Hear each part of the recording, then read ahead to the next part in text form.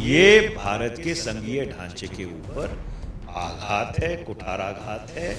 ये संवैधानिक दृष्टि से एक गलत फैसला है, एक समानांतर पुलिस फोर्स बनाने की कोशिश है और इस चीज को इसके बहुत दूरगामी और नकारात्मक परिणाम होंगे।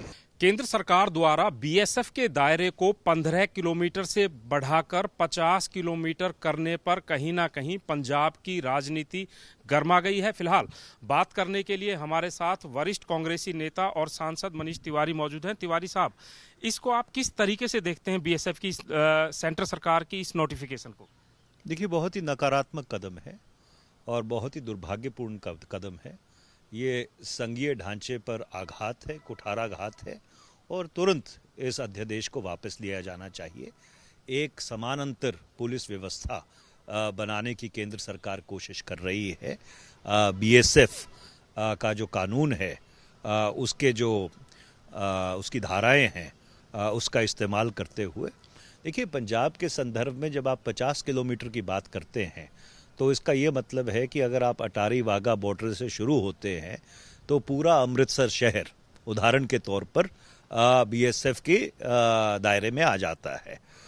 तो अगर आप भारत के संविधान को अपने संज्ञान में लें तो 7वें शेड्यूल की जो एंट्री 1 और 2 है, पब्लिक ऑर्डर और पुलिस, ये पूरी तरह से राज्य सरकार के दायरे में है। राज्य सरकार इसके ऊपर कार्रवाई कर सकती है और केंद्र सरकार एक समानांतर पुलिस फोर्स नहीं बना सकती।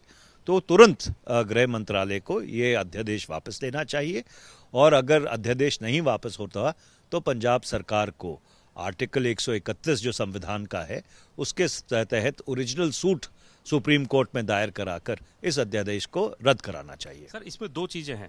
कांग्रेस पार्टी की ही बात करें तो जो सुनील जाखड़ हैं, पूर्व अध्यक्ष हैं पंजाब कांग्रेस के, वो कह रहे हैं कि ऐसा लग रहा है कि चन्नी साहब ने आधा पंजाब सेंटर को दे दिया है। दूसरी तरफ कैप्टन अमरिंदर सिंह कह रहे हैं कि इससे बीएसएफ को मजबूती मिलेगी, ड्रोन ड्रग्स जो पाकिस्तान से आ रहे हैं उन पर रोक लगेगी। देखिए, वही बात गुरजीत सिंह औजला भी कह रहे हैं, जो अमृतसर से सांसद हैं। वही बात गुरजीत सिंह औजला भी कह रहे हैं। पर मैं इस बात में ना जाते हुए कि हमारे जो भूतपूर्व पीसीसी अध्यक्ष हैं वो क्या कह रहे हैं, हमारे भूतपूर्व मुख्यमंत्री क्या कह रहे हैं, संवैधानिक लिहाज से ये भारत के संघीय ढांचे के ऊपर आघात है, कुठाराघात है। ये संवैधानिक दृष्टि से एक गलत फैसला है, एक समानांतर पुलिस फोर्स बनाने की कोशिश है और इस चीज़ को इसके बहुत दूरगामी और नकारात्मक परिणाम होंगे।